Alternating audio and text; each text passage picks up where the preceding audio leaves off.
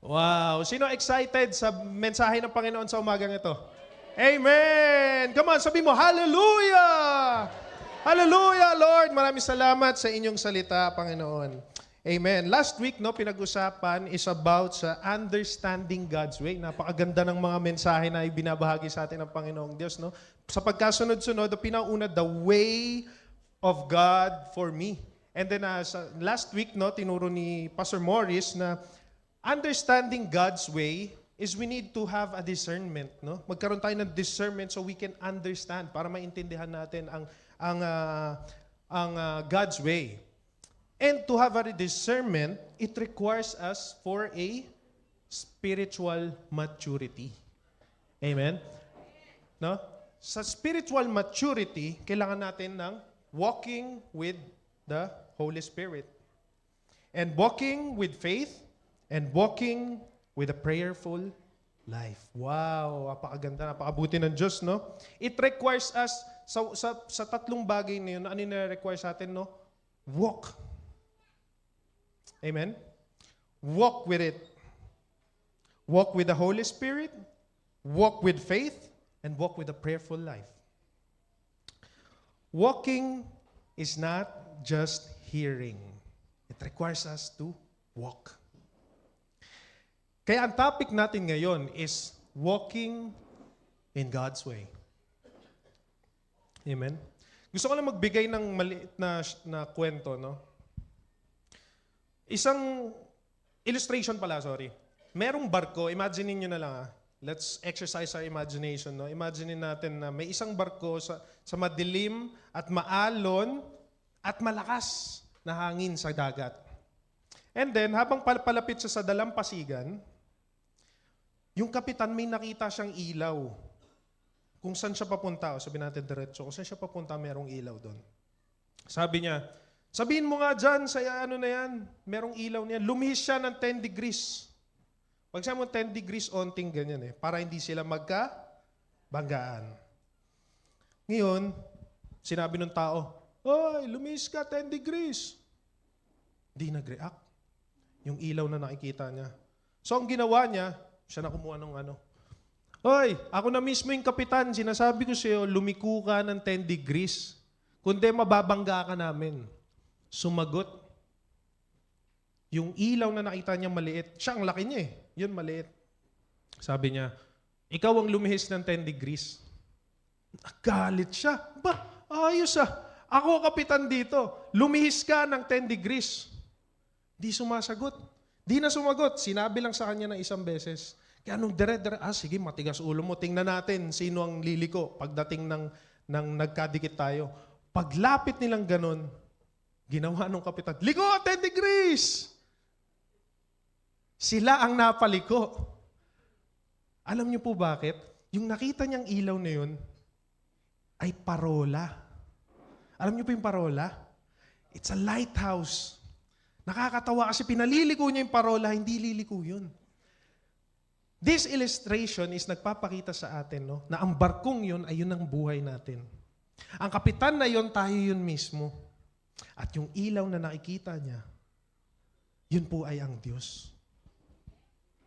Pwede mo bang sabihin sa Diyos, ikaw ay sumunod sa akin, ikaw ay lumiko ng 10 degrees? Hindi. Kasi ang purpose ng ilaw na yun, ng parola na yun, is to give light on that place. Kaya hindi natin pwedeng pasunurin ang Diyos sa kung anong kagustuhan natin. Amen? Yung pagka binangga mo siya, pag hindi ka nag-adjust sa kung anong sinasabi ng Panginoon, at isang beses niya lang sinabi, isang beses niya lang sasabihin sa'yo. Tas tayo madalas gusto natin, Lord, ano yung bago mong mensahe sa akin? Lord, ano yung bago mong sasabihin sa akin? Pupunta ako ng church, ano kaya yung message na ibibigay mo? Magsalita ka, Lord, sa akin. Di natin alam, nagsalita na po ang Diyos sa atin. Gusto natin ng bago, pero yung last na binigay niya sa atin, hindi natin pinansin. Sinabi niya, anak, iwanan mo yan. Anak, itigil mo yan. Hindi natin pinansin, mahirap tigilan yan. Ano Lord, yung bago? Ano pa? Ano pa yung bago? Yan ang kailangan nating ingatan. And yung lighthouse na yun, hindi yun gagalaw. Dahil yun ay ang purpose niya mismo ay magbigay ng liwanag dun sa lugar na yun. Ikaw ang kailangang mag-adjust. Tayo ang kailangang mag-adjust. No? Sabihin mo sa katabi mo, mag-adjust ka. Sige, sa lakasan mo, mag-adjust ka. Mag-adjust ka sa kalooban ng Diyos. Yan. Hindi mag-adjust para sa akin, mag-adjust sa kalooban ng Diyos. Sabihin mo, mag-adjust sa kalooban ng Diyos. You see, makikita natin, hindi naman yung light yung naging problem eh. Ang naging problem is the alignment. Yung alignment na gusto mo, siya ang lumiko na dapat sinabi ni Lord, ikaw ang lumiko, ikaw ang mag-adjust. Amen? Naintindihan po? No? Ngayon, walking in God's way requires trust. No, sasabi sa Proverbs chapter 3, verse 5 to 6, trust in the Lord with all your heart, and lean not on your own understanding. In all your ways, submit to Him, and He will make your path straight. No? Anong ginawa nung captain? Nung nakita niya, nag-submit siya. Kaya ginawa niyang straight yung path ng kapitan. Kasi wala siyang choice. Diba? Tayo magtitiwala kahit hindi natin naiintindihan. Tayo magtiwala kahit na hindi komportable para sa atin.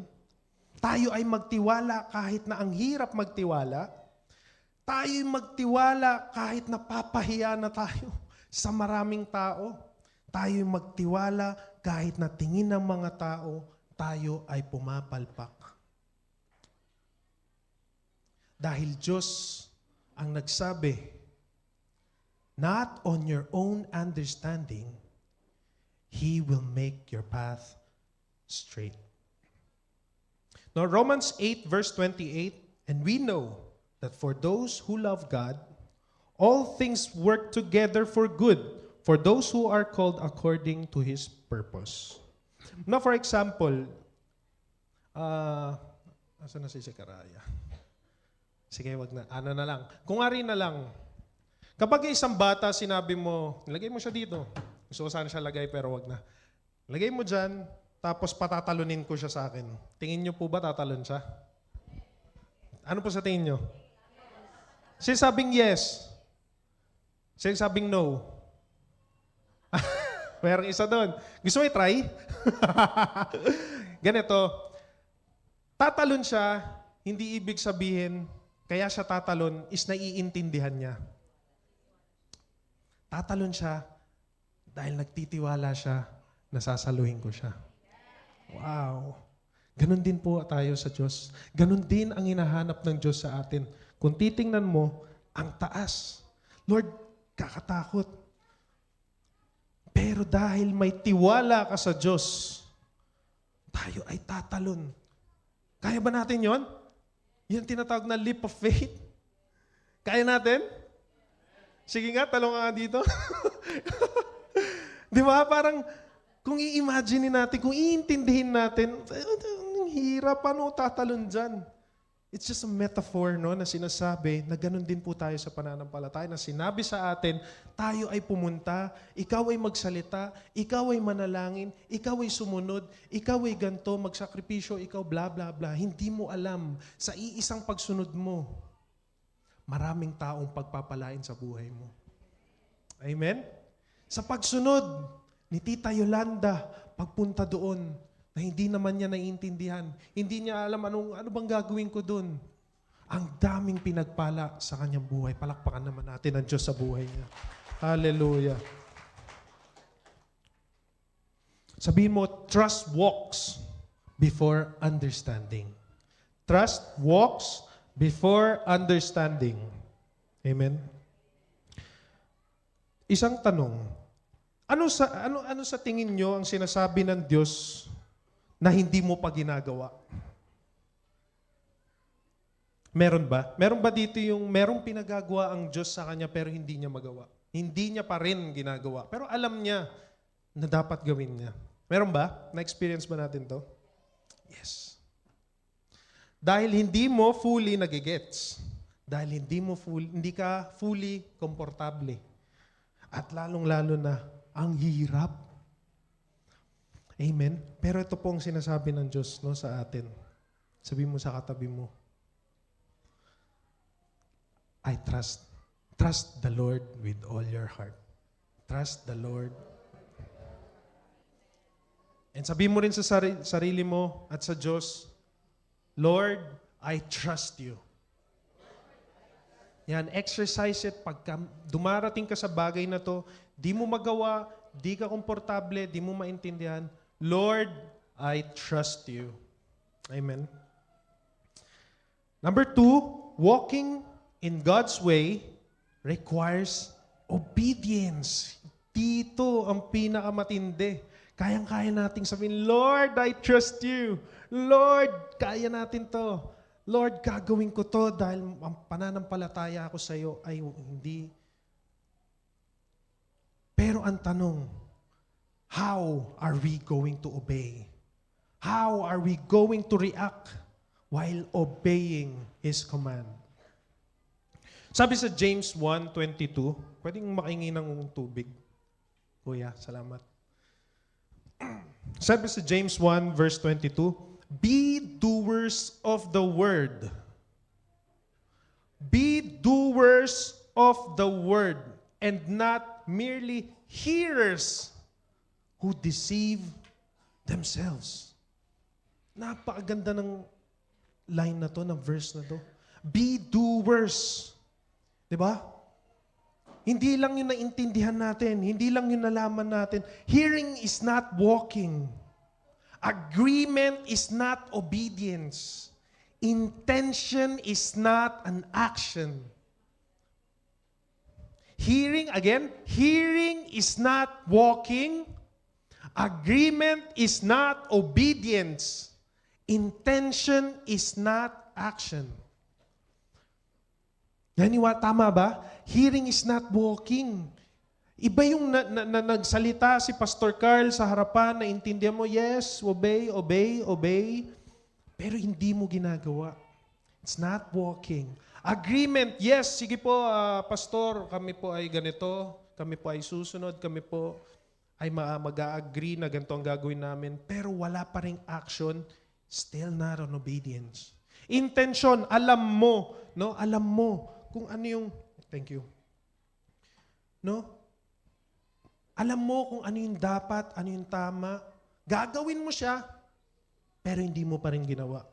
Still, a disobedient.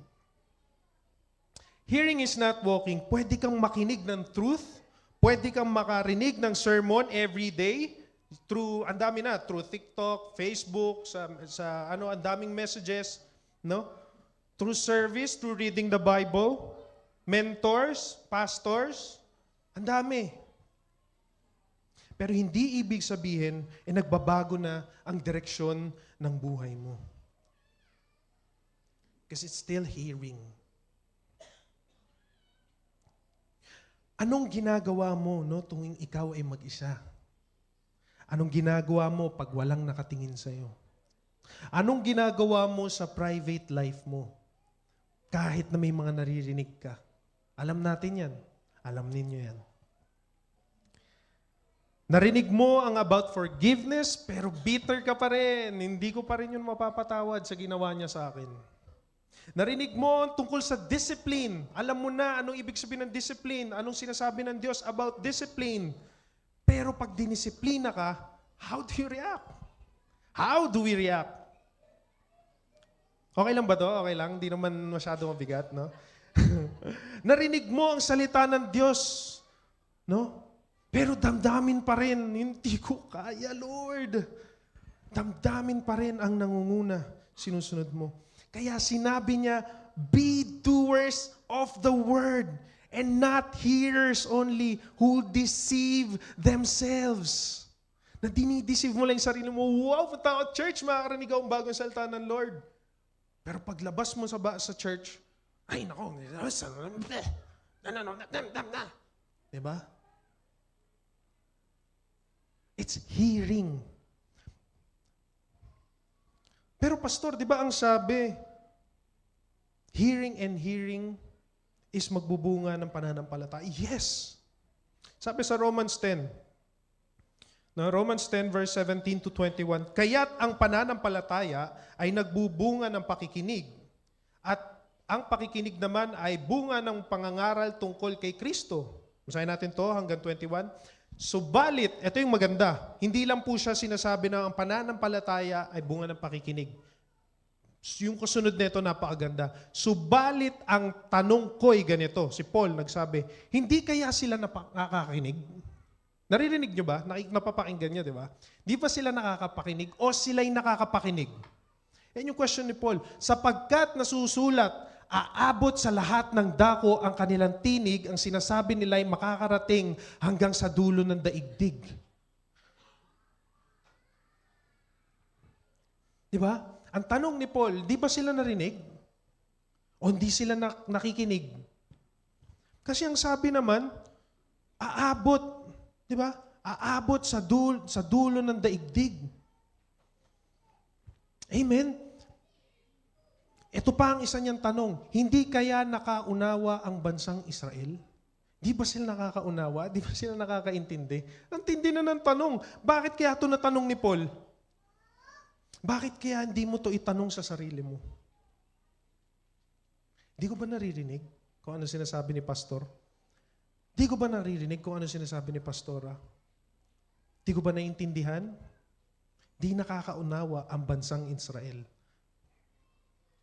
Noon pa man ay sinabi na ni Moses, tuloy natin, next, gagamitin ko ang mga taong di man lamang isang bansa upang kayo'y inggitin. Gagamitin ko ang isang bansang hangal upang kayo'y galitin. Alam niyo ba ibig sabihin nito? Dahil sila ay nagbibingi-bingihan, sila ay hindi iniintindi o hindi nauunawaan, pero nauunawaan naman talaga nila, naririnig naman talaga nila. Ang sabi ni Moses ng Diyos sa kanya, gagamitin ko ang mga taong di man lamang isang bansa upang kayo'y inggitin. Yung mga tinawag, yung mga nakarinig, yung mga dapat na tinawag ng Diyos na alam nila, simula pa sila na nabuhay, na sila'y pinanganak. Alam nila na nagkaroon na mulat ang kanilang mata, simula nang narinig nila ang salita ng Diyos. Alam nila na sila'y tinawag. Alam nila na merong pinagagawa sa kanila ang Diyos. Alam nila na sila ang pinangakuan ng Diyos. Ganon din tayo. Na ikaw na alam mong pinangakuan ka ng Diyos.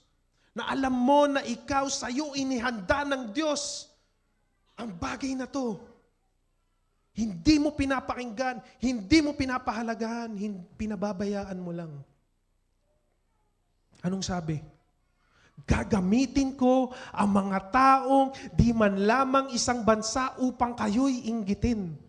Ang matindi dyan, nakakaramdam ka pa ba ng inggit? Gagamitin ko ang isang bansang hangal.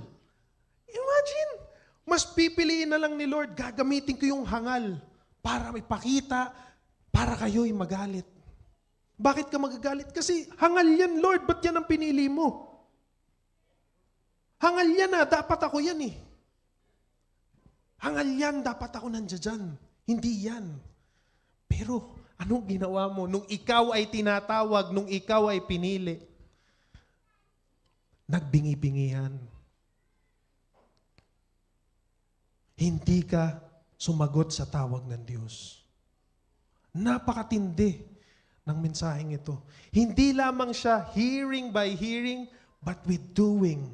Walking, be doers of the word. Buong tapang namang ipinahayag ni Isaiah, natagpuan ako ng mga hindi naghahanap sa akin. Hindi naghanap sa akin. Natagpuan siya ng hindi naman naghahanap sa kanya. Diba? Apakatindi.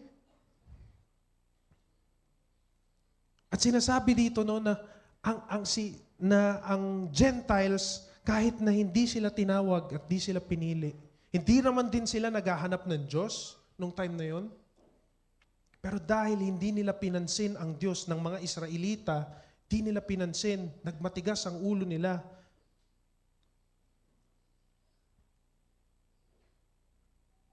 Binigyan ng tuon ng Panginoon ang mga Gentiles.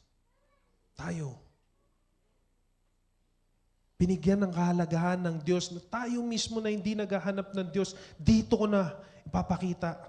Dito ako magpapakilala sa kanila. Amen?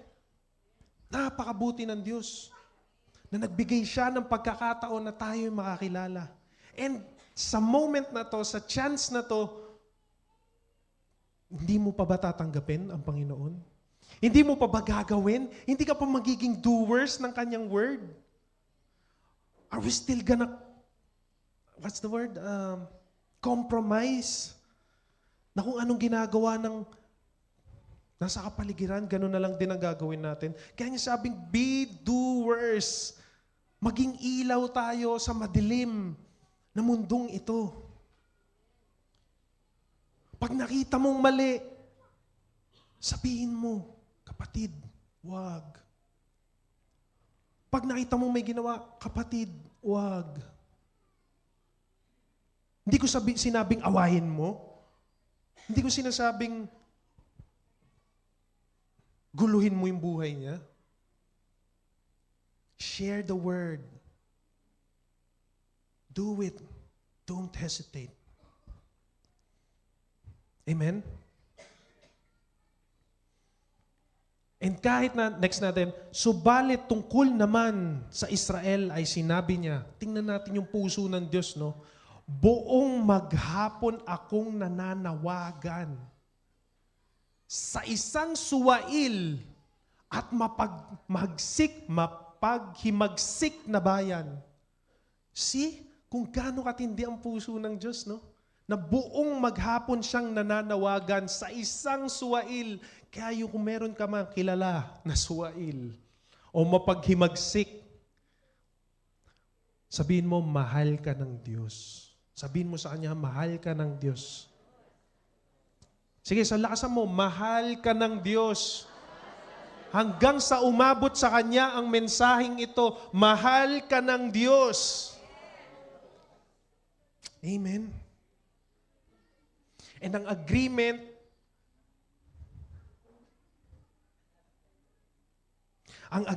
ay hindi obedience. Amen? Pwede kang mag-agree sa isang principle o sa isang sinasabi ng pastor, pero hindi mo naman ginagawa. Di ba? You say, Amen! Mahal ka ni Lord.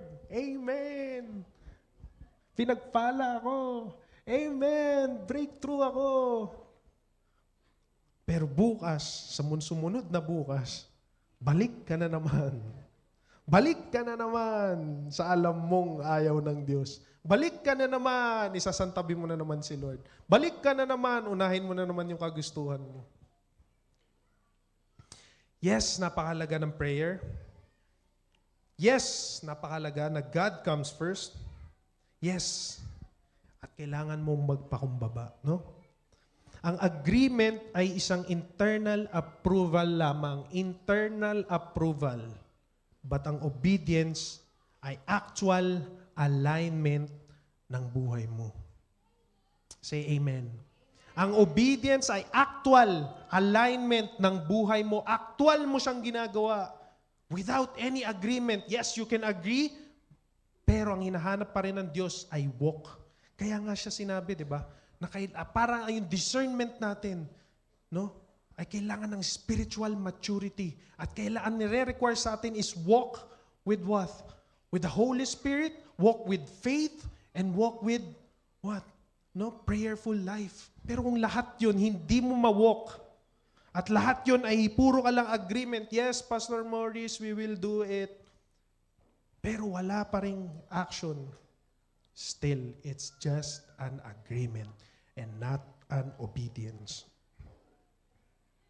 Sabi sa John 14 verse 15, sabi ni Jesus, if you love me, keep my commandments. If you love me, keep my commandments.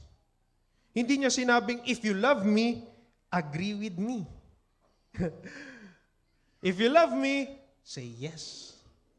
If you love me, agree with me. No. Ang sabi niya po, keep my commandments. Ibig sabihin, gagawin, susundin. Kahit mahirap, you will practice it. Amen. Kaya tayo napakaganda na meron tayong mga mission game plan, nagkakaroon tayo ng sa bawat isa, tayo nagpapanalanginan, tayo nagbabahagi ng salita ng Diyos. Amen. Di ba? Nakakatuwa na lahat tayo nananalangin sa bawat isa. And ang agreement will comfort our conscience. Kino-comfort lang niya ng ating konsensya. Na pagkatapos mong may gawing ganito, lumapit ka sa pastor, Pastor, hindi ko alam paano gagawin to. So sabihin sa'yo ng pastor, o sige, iwan mo yan, tigilan mo yan, iwanan mo na yan. Pero pagkaharap mo na, yung mismo na yun, di mo na maiwan. Pagkaharap mo na, hindi mo na kaya. Bakit? Kasi kino-comfort mo lang yung konsensya mo. And obedience ay nagbabago ng character. Kapag ikaw ay sumusunod, no? Ikaw ay sumunod, ang iyong character ay maliwanag na magbabago. Amen? Next, ang intention ay hindi action. Intention is not an action. Maraming tao no na nagsasabi lagi, I will do this, I will do that. Lalo na sa pagdating ng New Year, no, New Year's resolution. Mag-start na ako bukas. Hindi, pastor, mag-start na ako bukas. Magbabago na ako, no? Magse-serve na ako, no? Magiging seryoso na ako sa Diyos, magiging serious na ako kay God. Pero yung bukas na yun, naging next week, naging next month, naging next year. Kasi gusto ko pang mag-enjoy sa life. Hanggang naging someday, nasabi mo na lang, tsaka na lang pag mayaman na ako para hindi na mahirap pumunta ng church. Tsaka na lang kapag may pamilya na ako, para yung madadala ko rin yung pamilya ko sa church. Tsaka na pag meron na akong sasakyan, tsaka na pag meron na akong trabaho. Pero kailan? Still, it's a good intention, pero hindi pa rin siya action. Still not an obedience. Ang intention ay parang productive pakinggan. Ang ganda niyang pakinggan na, hindi, pastor, may intention naman siyang maganda. Meron naman siyang gustong gawin. No? Kasi maganda yung plano. Di ba? Ang ganda ng plano. Pero walang mangyayari hanggang walang action. Di ba? Walang action. Amen? Sabi sa James 14:17, to him who knows to do good does not do it. Does not do it, to him it is sin. Dapat capital H. Sorry. To him who knows to do good and does not do it, to him it is a sin. Ibig sabihin nito, kung ikaw na alam mo na sinasabi na ng Diyos na ito ang dapat mong gawin, dahil ito ang tama anak, ito ang tama, ito ang dapat mong gawin, at hindi mo pa rin ginawa. Anong sabi? Ano daw yun? Ano ulit? Kasalanan. Hindi ako nagsabi niyan, ha? Bible, Diyos ang nagsasabi niya na alam mo na. Kaya tayo, pag tayo humihingi ng payo sa ating mga pastor, mag-iingat tayo. Dahil pagka nagsinabi sa'yo ng pastor na ito ang dapat mo gawin, wag to. Tapos hindi mo ginawa, naku po. Hindi ako nagsasabi na it's a kasalanan. Diyos po ang nagsasabi na ito ay kasalanan. Alam mo, may plus intention ka, pero hindi mo ginawa. Obedience ba yun? No. Still and disobedience. Good intention does not build a holy fire. Daily action builds holy fire. Nakita po ba natin, pagdating sa Kapit Pandesal, bakit napaka-prosperous ng Kapit Pandesal? Bakit pinagpala ang Kapit Pandesal? Bakit ang daming nagsiserve sa Kapit Pandesal? Bakit sunod-sunod na may nagpapadala ang Diyos? Bakit tayo nakakaakay sa pamamagitan ng Kapit Pandesal? Because it's daily. It builds holy fire na nag-i-attract sa mga tao na tayo'y pumunta sa lugar na to dahil doon merong banal na apoy. Grabe. At ang mga kasipagan ng mga taong nagsiserve sa Kapit Pandesal ay grabe, saludo po ako sa inyo. Palakpakan natin ang buhay ng mga buhay na naglilingkod sa Kapit Pandesal. Napakabuti ng Diyos sa buhay nila.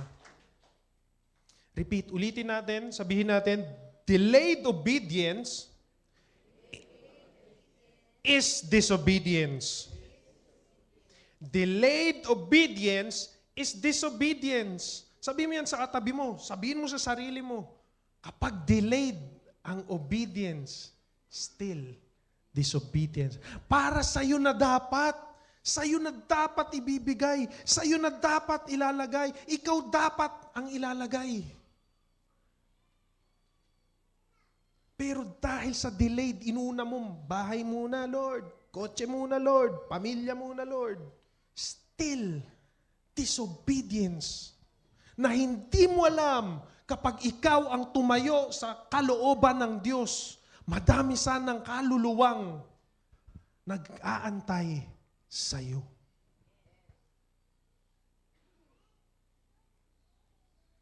Tingnan na lang natin sa kwento ni Jonah. Tingnan natin kwento ni Jonah.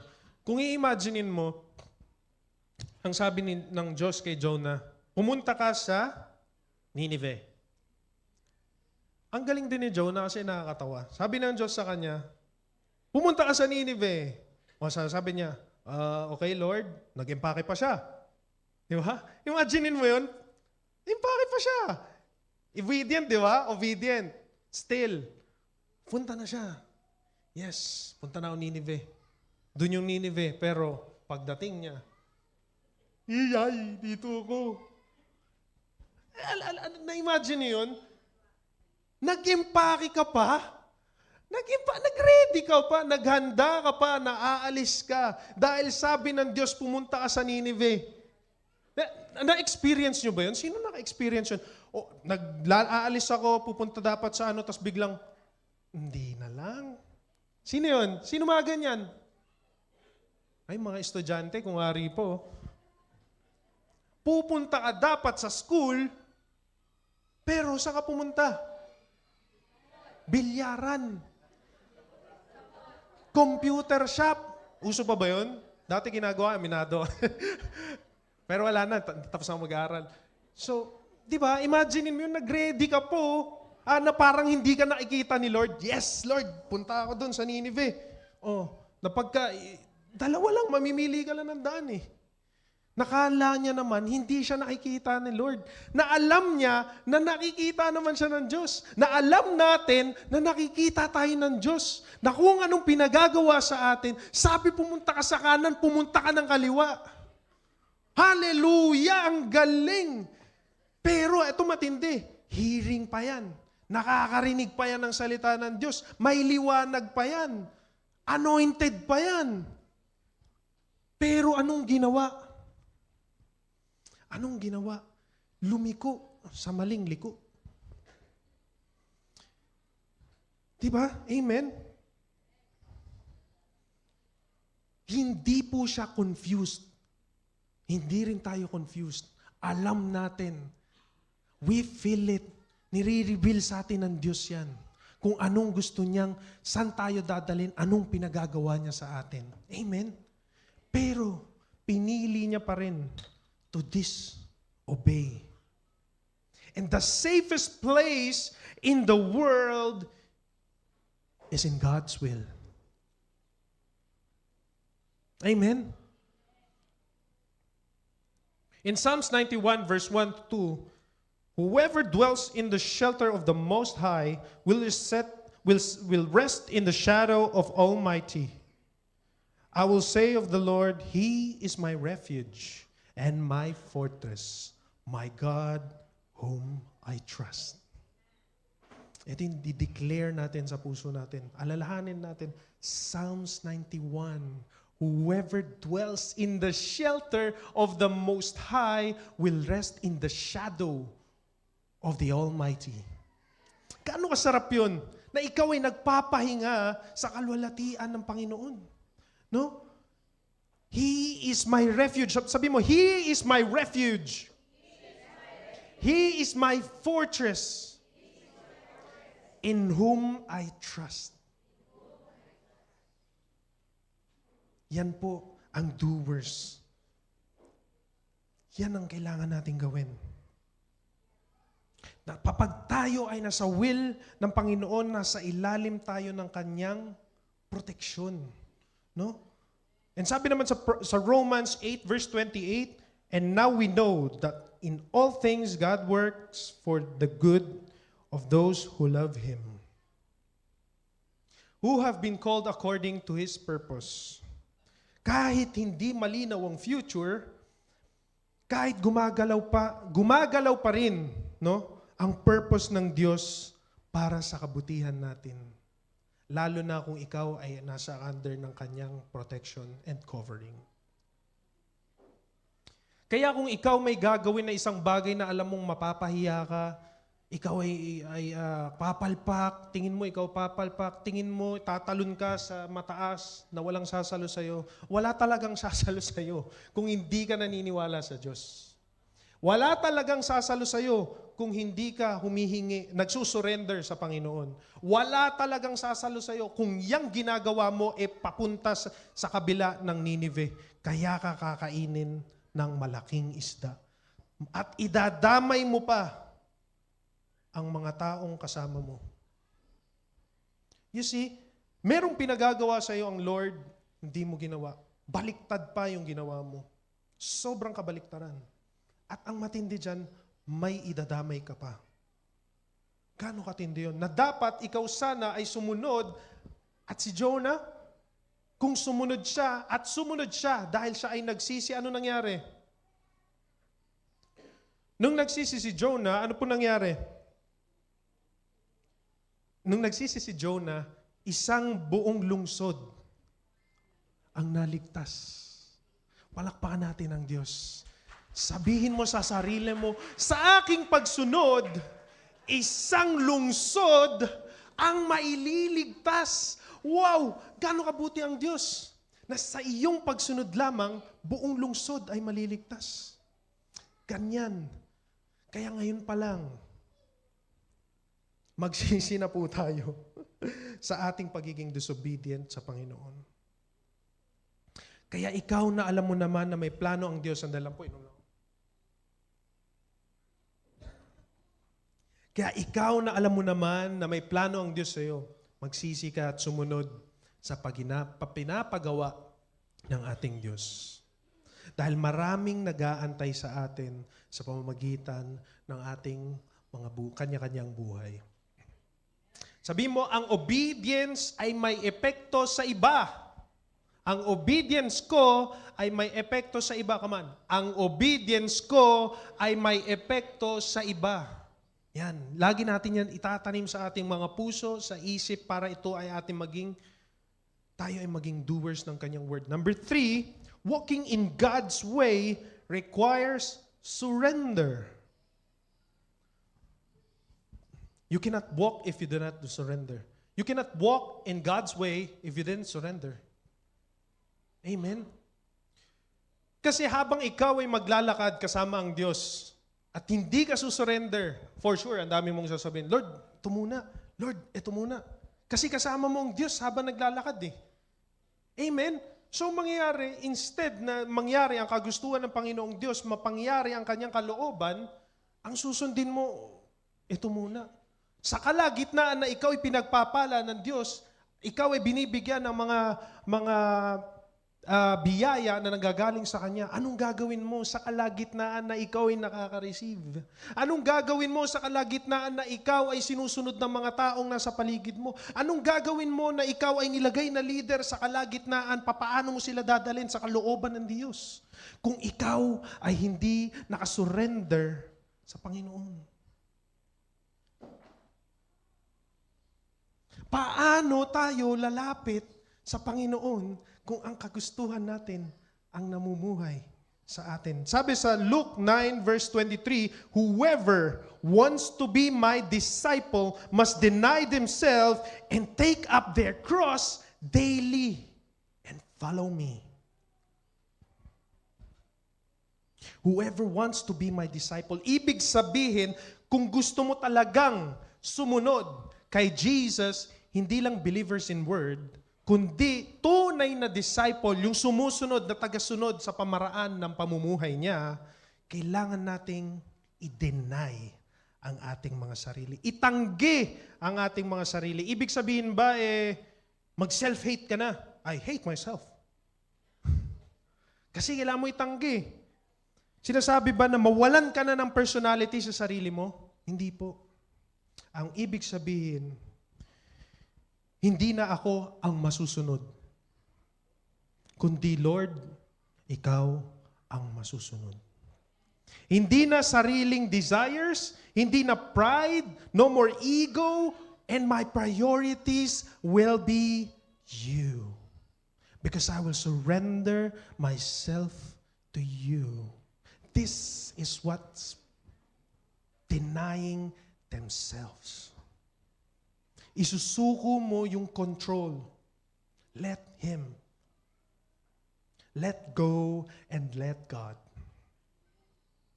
Halimbawa, gusto mong gumanti sa isang bagay na nasaktan ka o napahiya ka. Pero pinili mo pa rin magpatawad. Pero pinili mo pa rin magpakumbaba. Bakit? Dahil nais mong masunod ang kalooban ng Diyos. Gusto mong sundin ang kasalanan, gusto mong gawin. Pero pinili mo pa rin sumunod sa Diyos. Praise the Lord. You are denying yourself.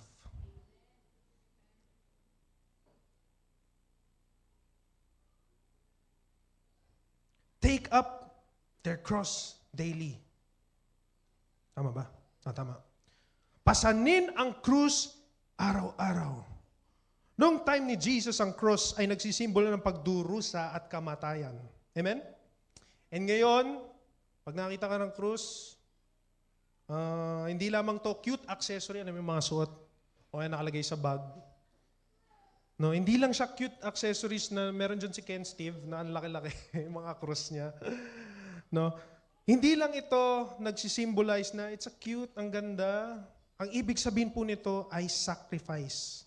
Nagpapaalala sa atin ang sakripisyo na ginawa ng Diyos sa buhay ng bawat isa.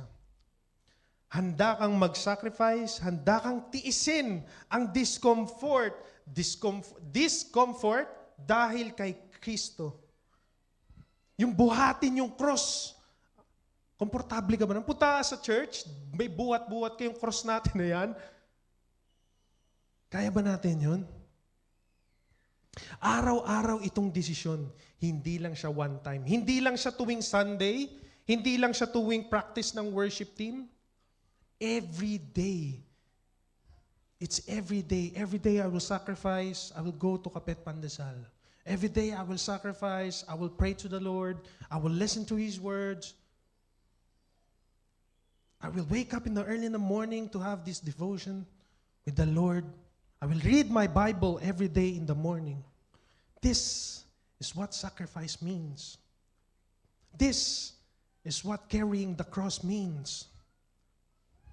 Amen?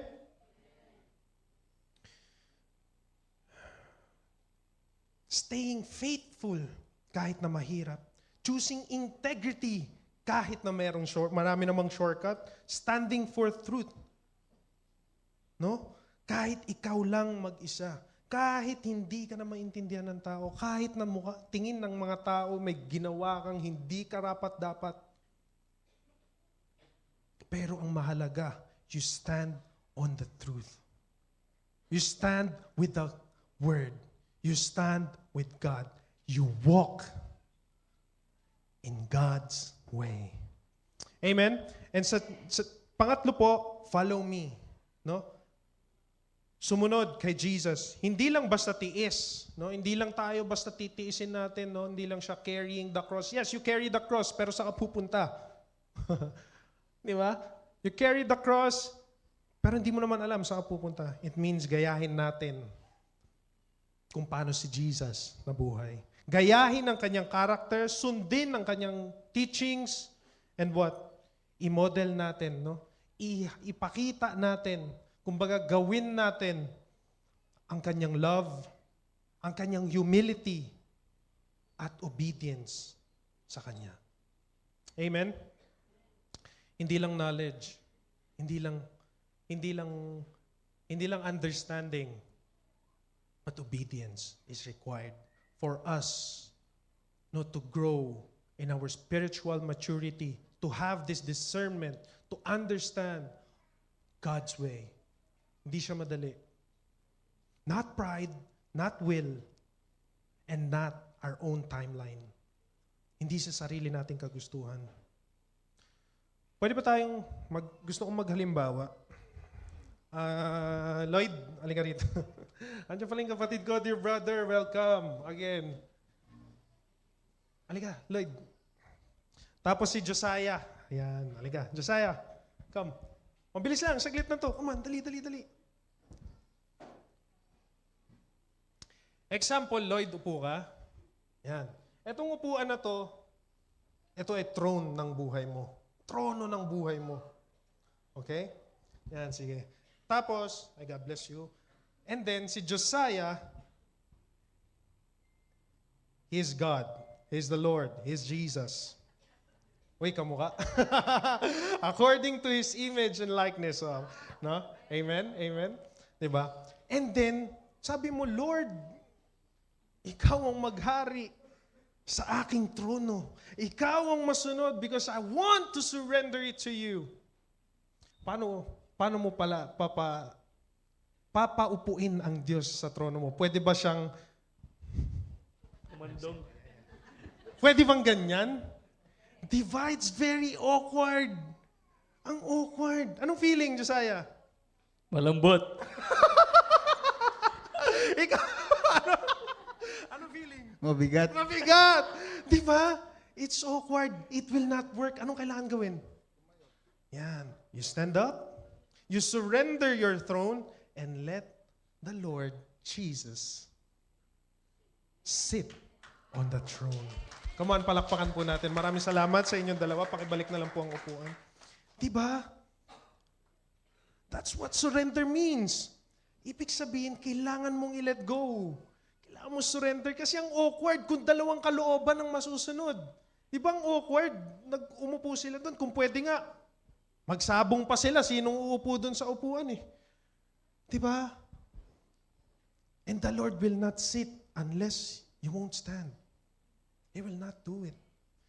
Kasi yung kalooban mo, magre-wrestle sa kalooban ng Diyos. And kesa ganun ang mangyari, maghahanap siya ng taong handang sumuko sa Kanya. Handang isurrender ang Kanyang throne para masunod ang kalooban ng Panginoong Diyos. Amen? Palakpakan natin ang Diyos.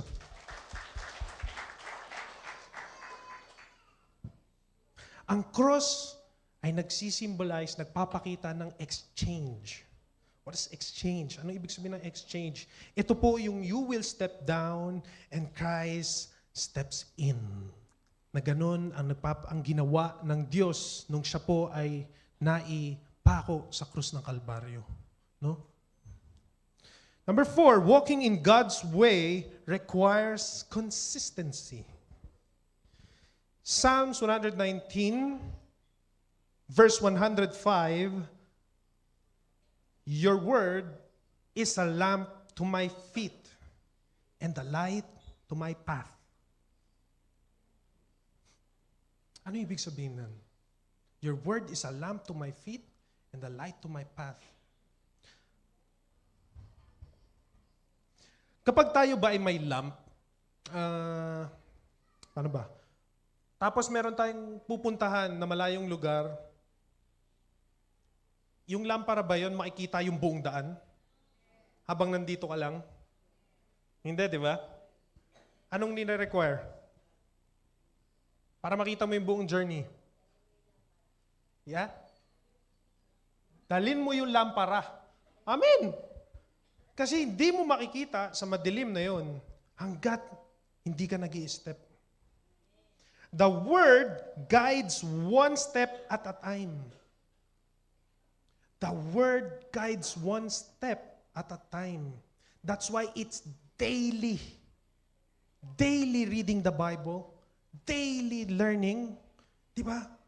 Pero ang matindi kasi sa atin, ang gusto natin, LED light. Binigay nga sa atin ng Diyos ay lampara. Alam mo bakit hindi LED light ang binigay ng Diyos na isang word lang, boom, alam mo na kung saan ka pupunta. Boom, alam mo na agad kung ano yung haharapin mo. Boom, alam mo na agad. No, wala pala akong haharaping matindi. Alam niyo bakit? Because the Lord wants us to continue to trust in that light. Na bawat step, bawat hakbang mo, saan ka nagtitiwala? Kapag ikaw may dalang lampara, tas ang dilim-dilim, saan ka nagtitiwala? Sa lampara. Di ba? Kasi di mo alam, mauulog ka na pala. Amen? Kaya ang gusto ng Diyos, tayo ay nakalampara dahil tayo ay aasa dun sa ilaw. Na kahit saan tayo pumunta, nililiwanagan niya ang dadaanan natin. Ang lamp ay maliit lang ang sakop na ilaw. Sapat lang para makita ang next step. Kaya siya step by step.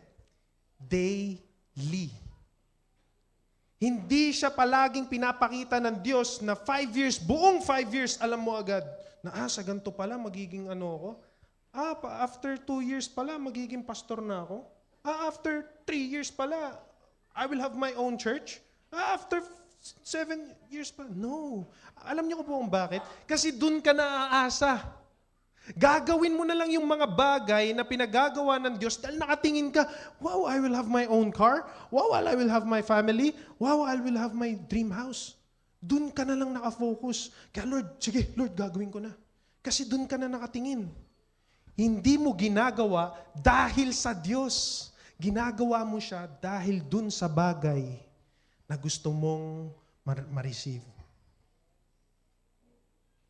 And the light only helps if you walk. The light only helps if you walk. Ang word ay ilaw, pero kailangan mo pa ring gumalaw. Kaya niya sinabing, be doers, not just hearers. No? This, what's walking in God's way, is for us to walk with Him, with the light. Pwede kang makinig sa Word, pwede kang sumang-ayon sa Word, pwede kang mag-highlight ng verse sa Bible mo. Kung titingnan natin yung kanya-kanya nating mga Bible, may Bible ba ang lahat? May highlight ba yung Bible mo? Sa mga wala, alam nyo nang gagawin? You buy your Bible, you read your Bible, and kapag meron kang nabasang napakahalaga at tumima sa puso mo, you highlight it. And you practice it. Be doers of the Word. Amen? Consistency means ina-apply mo ang ipinapakita ng Diyos sa iyo every day. Sa lahat ng nakakasama mo, sa lahat ng nakakausap mo, sa lahat ng ginagawa mo, sa trabaho, sa school, sa bahay, lahat. You practice it, you do it, you apply it, no? Kung anong ipinakita, ano yung hinighlight mo na yun sa Bible mo. Amen? Darkness is not defeated in one step. Hindi ka agad makakapunta dun sa lugar na yun. Dun sa madilim na lugar na yun. in just one step. No? Hindi, minsan umabot tayo sa, Pastor, sumunod naman ako eh. Ginawa ko naman eh. Bakit wala pa rin? Pastor, nag-ano naman ako, pero wala pa rin. Hindi pa rin effective. Sabi niyo po, manalig lang ako sa Diyos, magbasa ako ng Bible, gawin ko yung will ng Diyos. Di pa rin nagbabago yung asawa ko. Di pa rin tumatahimik. Hindi, pag-uwi pa rin niya. Galit pa rin siya. Hindi po yun one step. No? Darkness is not defeated in one step. Kailangan po ng may consistency, kailangan ng daily ginagawa. Amen? Walking means daily dependence. In Psalms 119, verse 105, does not says, your word was a lamp to my feet. Hindi niya sinabing was. Sabi niya, your word is a lamp to my feet. It's present tense, no? Ongoing, continuous. Diba kahit sabihin natin, ano na to eh, panahon pa to noon eh. Kaya hindi niya sinabing was, because it's is. Na sa mga susunod na araw, every day, kailangan yung lampara na yun ay dala-dala natin dahil pag yung ilaw na yan ay nawala, you will enjoy the darkness. Sa una, you will struggle. Dapat dito ginagawa ng mga kabataan. Dapat hindi ito ganito, ganyan. Dapat magalang pa rin ang mga bata. Dapat dinidisiplina pa rin ang mga bata. Pero di natin alam. Hanggang sa nakasanayan na lang, hindi na dinidisiplina, hindi na tinuturuan ng obedience, ine-exercise na ang will ng mga kabataan, bata pa lang, hindi kung anong gusto niya. Anak, ano gusto mo? Chicken or hotdog? No. In-exercise na natin ang will ng kabataan, bata pa lang siya.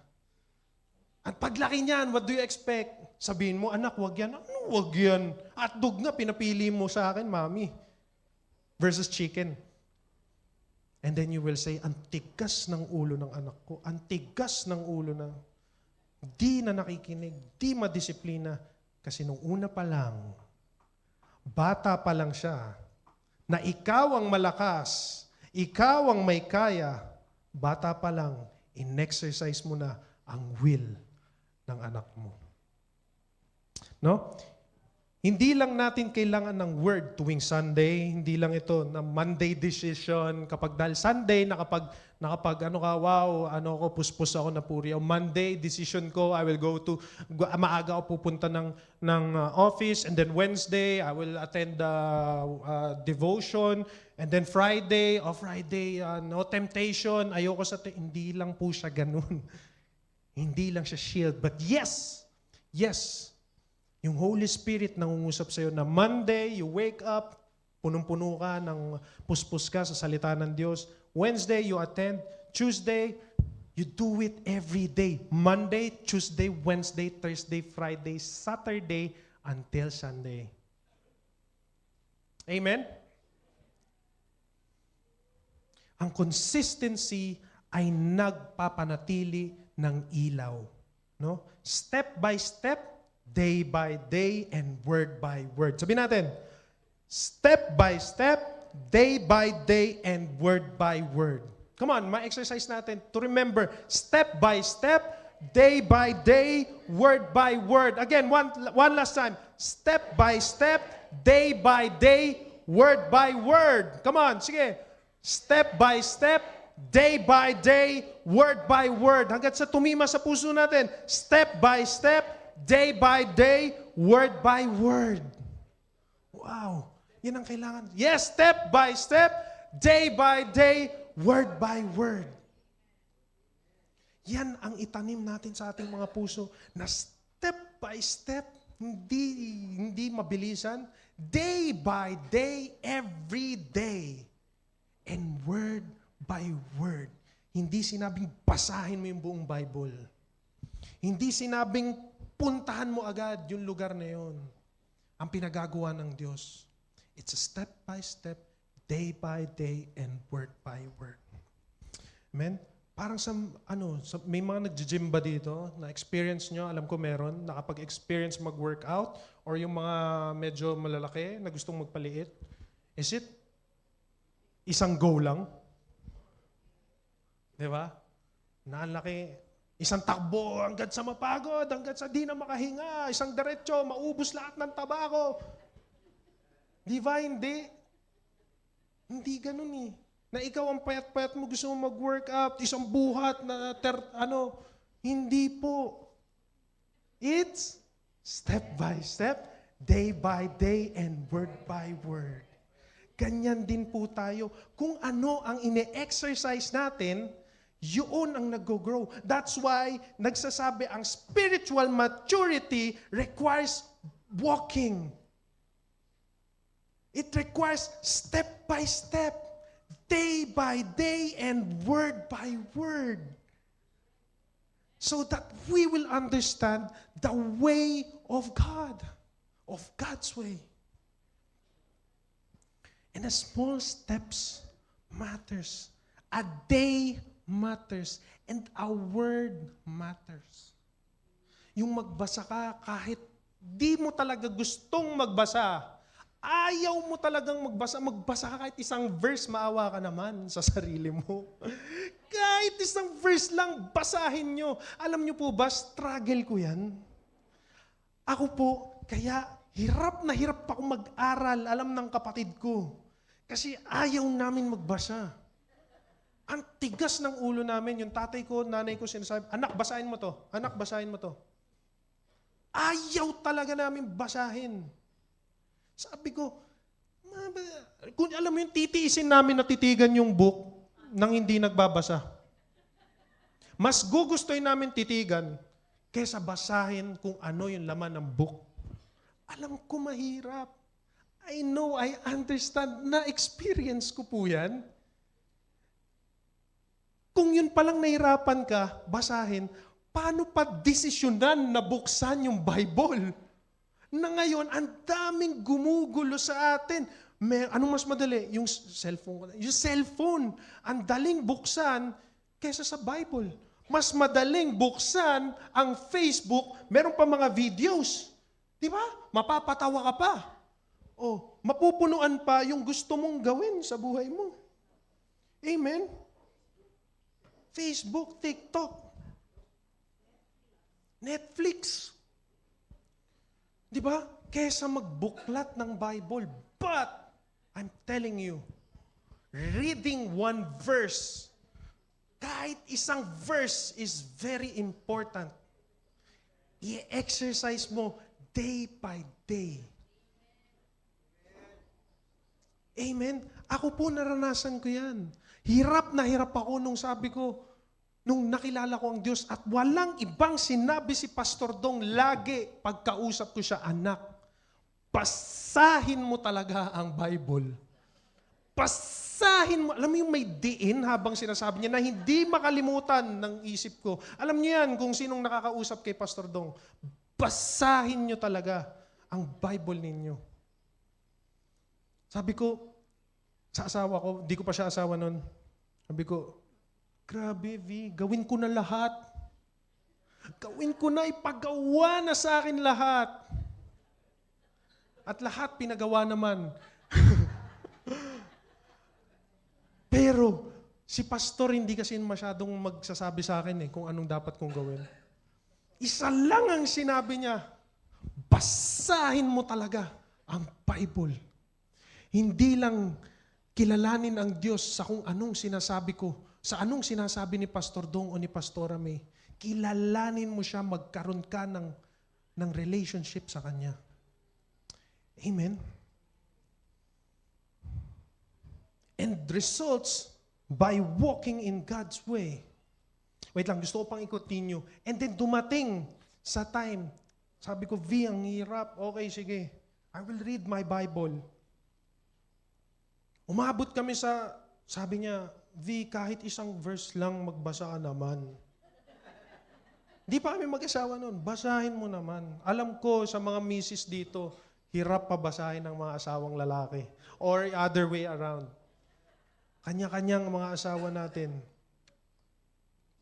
And brothers and sisters, mga kalalakihan, kagaya nga nung sinabi ko, we are the one na dapat naglilid ng ating tahanan.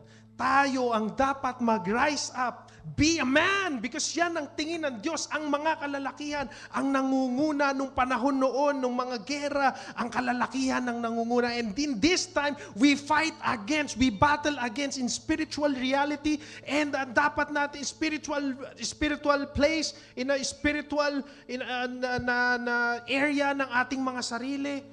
At ang hinahanap dito ay ang mga kalalakihan na muling mag-rise up.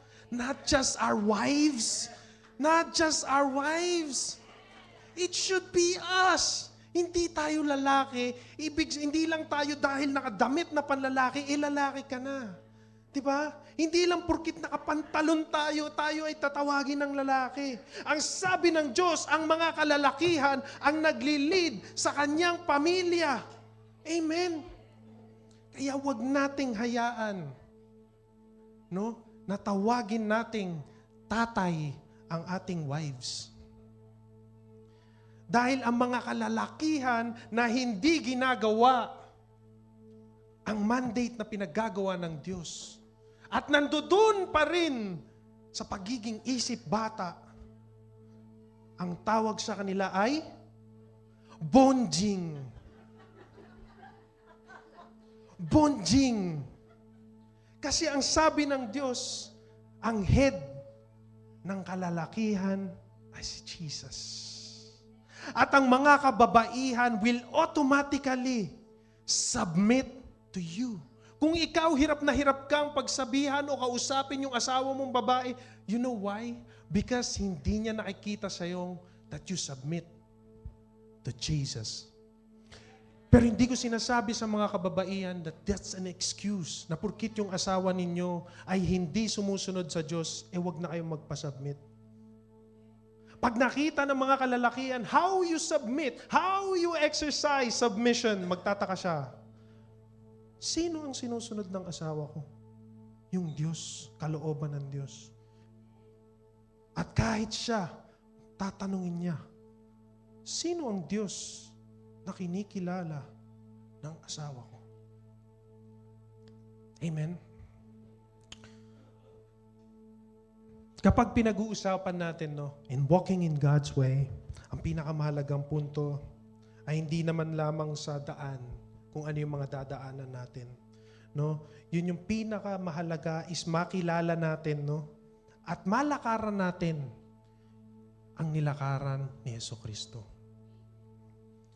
Sabi sa John 14 verse 6, Jesus said, I am the way, the truth, and the life. No one comes to the Father except through me. Wow! Di ba ang ganda?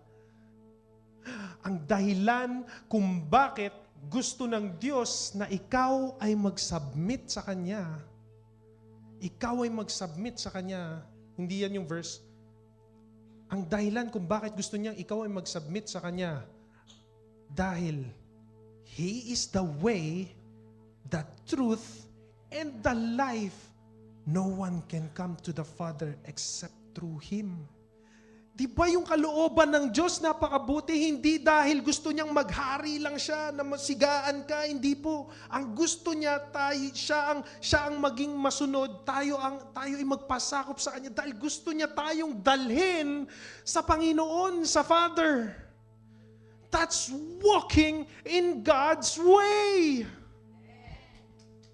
Amen. At tayong mga kalalakihan, saan natin dadalhin ang ating mga asawa, kanya-kanyang asawang babae? Hindi ba kay Lord lamang? Kaya ang gusto ng Diyos na dalhin natin sila kay Jesus because Jesus will bring us to the Father. Palakpakan natin ang kabutihan na gusto ng Diyos. Hindi lang maaayos ang family natin, hindi lang maaayos ang relationship sa isa't isa, kundi sa dulo, you will come to the Father with Jesus. Amen. Sabi mo sa katabi mo, let's walk in God's way. Let's walk in God's way. Step by step, day by day, and word by word. Come on, palakpakan natin ang Diyos sa umagang ito. Hallelujah. Come on. Lord, kami po ay nananalangin, Lord, na ilagay mo, Lord, sa aming mga puso na we stand on this, Father God, in this foundation in our lives, that we will step by step, and every step matters, and we will do it day by day, because every day matters to you. And Lord, word by word, hello. And Father God, we pray this moment, Lord, sa lahat ng kaluluwang narinig ngayon, Father God, pakinggan mo ang kanilang puso na sila ay patuloy na nais mag-surrender sa iyo.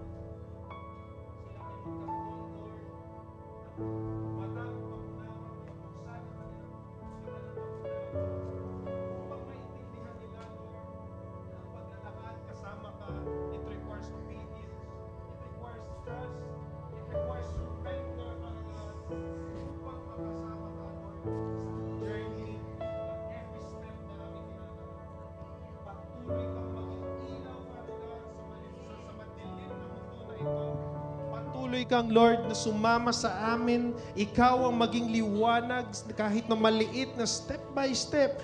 Pero Lord, hindi namin kailangan ng malakas na liwanag dahil kami ay mas masisilaw and kami, Lord, ay magfo-focus dun sa paroroonan. Mas gugustuhin namin ng maliit na liwanag, Lord, pero ang aming tiwala, obedience, and surrender nasa sa iyo. Ikaw ang nais naming makasama sa lahat ng oras. Ikaw ang nais naming mabasahin namin, Lord, ang inyong mga salita upang makilala ka ng lubusan. Patuloy ka, Lord, na magpakilala sa amin so that we may encounter you, so that you will be able to work in our lives, so we will be a light in every nation, in every lungsod, Father God, na kami ay saan man kami lalakad. Hallelujah, hallelujah. Thank you, Father God. Thank you, Jesus. Thank you, Lord, for this moment, for your word that we must walk, not just to understand, Father God, and now that we understand, may we walk in God's way. And in Jesus' name we pray.